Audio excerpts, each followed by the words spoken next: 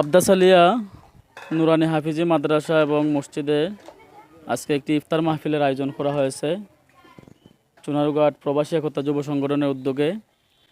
তো আমরা এখানে মাদ্রাসার হুজুররা আছেন, ছাত্ররা আছেন, আমাদের এখানে ইফতারি রেডি হইতেছে। ইনশাল্লাহ অল্প কিছুক্ষণের মধ্যে আজান হবে, আমরা এখানে ইফতার হবে। আমাদের আব্দাস আলিয়া বটতলা বাজারে অনেকেই এখানে আসছেন, আমাদের অনেক মুরব্বী অনেকেরাও এখানে উপস্থিত আছেন। তো বিশেষ করে আমি ধন্যবাদ জানাই আমাদের এলাকার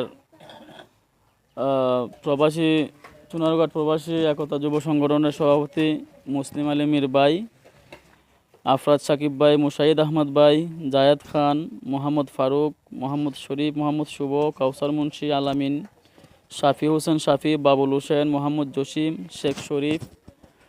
তো আমাদের এলাকার প্রবাসী ভাইয়েরা, আসলে ওনারা ইচ্ছা করলে অনেক কিছু করতে পারতেন, এই টাকা অন্যদিকে খরচ করতে পারতেন বা অন্য কাজে ব্যয় করতে পারতেন, কিন্তু তারা সুদূর প্রবাসে থেকেও আমাদের এলাকার কথা চিন্তা করছেন। আজকে এই নবীজির বাগানে এই মাদ্রাসার মধ্যে একটা সুন্দর ইফতারের আয়োজন করছেন। এই জন্য আমরা প্রত্যেকেই ওনাদের জন্য দোয়া করতাম, আল্লাহ পাক রাব্বুল আলামিন যেন তাদেরকে জানমালের হেফাজত করেন।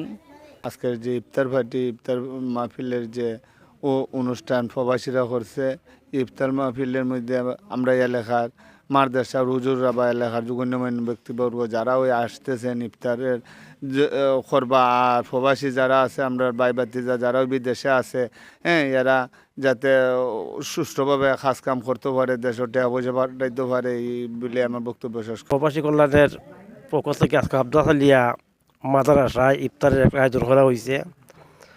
এলাকাবাসীর সবাই, আমরা যারা প্রবাসী আছে তাদের জন্য আমরা দোয়া করি, আল্লাহ পাক যেন তাদের প্রবাসী জীবনটা যেন ইমানের সহিত কাটাইতে পারে, আর বাংলাদেশের গরিব অসহায় মানুষের যাতে সহযোগিতা করতে পারে, সব সময় যেন ইসলামী প্রতিষ্ঠানের পাশে থাকে। আল্লাহ রাসূল সাল্লাল্লাহু আলাইহি ওয়াসাল্লাম বলেন, যে ব্যক্তি এক গ্লাস পানি পান করে যাদের ব্যক্তির তৃপ্তি আনবেন বা তৃষ্ণা নিবারণ করবেন, এর বিনিময়ে আল্লাহ তাআলা হাউজে কাউসারে পানি পান করে হাসরের ময়দানে তার তৃপ্তি করে দিবেন, তৃষ্ণা নিবারণ করে দেবেন। সুবহানাল্লাহ। তো এটা আসলে ফজিলতের কাজ। প্রবাসীরা দেশের প্রতি তাদের মায়া, ভালোবাসা, স্নেহ রয়েছে বিদায় তারা এই ধরনের একটি আয়োজন করেছেন।